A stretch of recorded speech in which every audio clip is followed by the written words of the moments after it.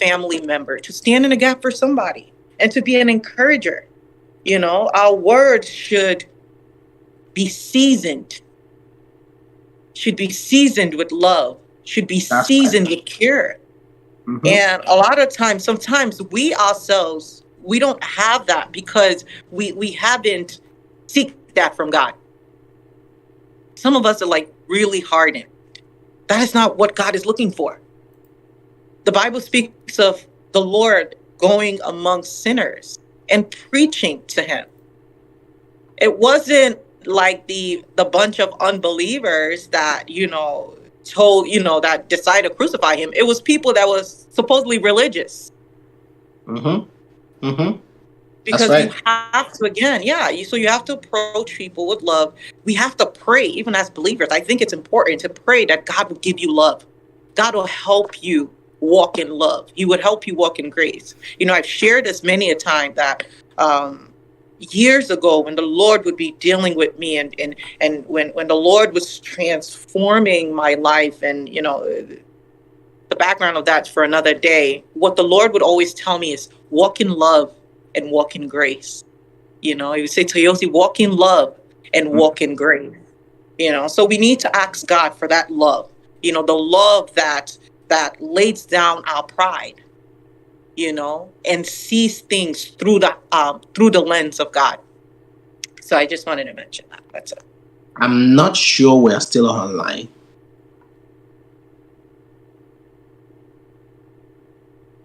Are we still online? I'm not sure.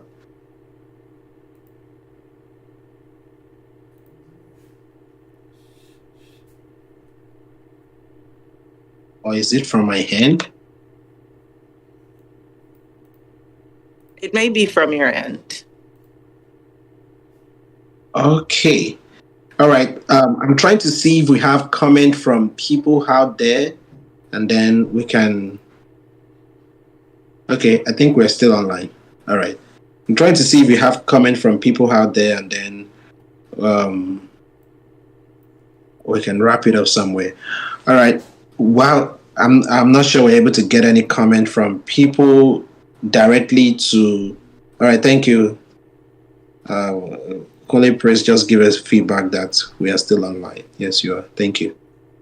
All right. The final thing I also want to say here, sometimes you don't know how painful an experience is to someone until you go through it. Some of the things we make mouth and on that, you're supposed to do this, why should this happen to you? And sometimes we only go through a little fraction of what that other person is going through, and we can't even bear it. It's so easy, to point an accusing finger, to latch someone until we had that experience. You see, and that's why sometimes when God really wants to really work with us, He permit us to go through certain experience in the area of what is going to be dealing with us on. So if God is going to give me grace for healing, for instance, He can permit me to add some experience of, how sickness is, so that I can administer that grace with compassion. So you will see the Bible says that we do not have a priest that cannot be touched by the feeling of our infirmities. Because some of the things we are going through, He had also been through them. So you will see Him standing at the right hand of the Father as an advocate, interceding for us.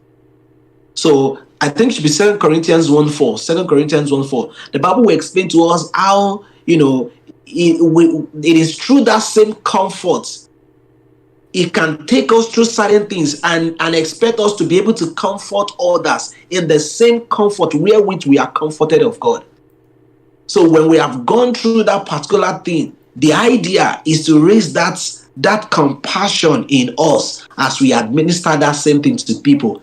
I can know that there was a time I was hungry. I know what it takes to be hungry. There was a time that I was sick. I knew what it takes to be sick. And then when I see this sick person, I can have this same passion for this person. So Job's friends just came around, they saw a man going through severe pain, And if any of them had been to something a little bit, maybe slight of what Job went through, they would have come with a kind of compassion and say, Kai, I remember there was a time I had this terrible headache too. And I could imagine how tough that headache was too. And then they would have said something, at least, even if they cannot heal him, they can say something consoling. And Job will like, oh, thank you. At least I could see someone who had also gone through something, at least a bit of what I'm going through. And finally, if you don't know what to say, just say nothing. I mean, you don't have to say anything. If you don't know what to say, just say nothing. You are meeting someone, because now we're in the world in a time where everybody wants to just give a comment on social media. Something happened to a pastor, you just want to say something. Oh, this person, oh, that's how they used to do this person may be going through something he knew nothing about, like Job. Be careful how you send in your comments to latch people. Be careful on how you send in your comment to affect people's image. All right, I think we're going to stop here. Let me go through the comment section if you have any contribution to what we had saying. And one thing, I think I'm seeing this from Maro. One thing I pick from here is we should not be quick to judge men. Yeah, that's very true. That's very true. I think it should be John 7:1. Jesus will also say something on the teaching on the mount. He said, do not judge, so that you will not be judged too. It is important that it's very easy to judge people. It's very easy. a young boy growing up, looking at his father, he said, by this time, you don't even have a car, you don't have a house. What are you doing when we are young? And the father looked at him and said, okay, don't worry, you are also coming there, you will see. And here comes this guy, you have finished school, done everything. And and people are like, but then, there's this funny experience that happened to me one time. When I finished school and I was working somewhere in Ikorodu then, and I worked for a few years. I think she was for like 3 or 4 years. Then I was chatting up with someone I used to know back then in school. I mean, she may even be watching us right now. And then while we were chatting, and she like, oh, by now, I expect that you should have a land now. By now, what are you doing with your money? Do you just waste your money? At least you've been working. I mean, she was still in school by then. At least you've been working for several years now. You should have a plot of land and blah, blah, blah. I was like, wait, plot of land? With how much? And how do you, with all the situation and everything around me? And I just kept quiet.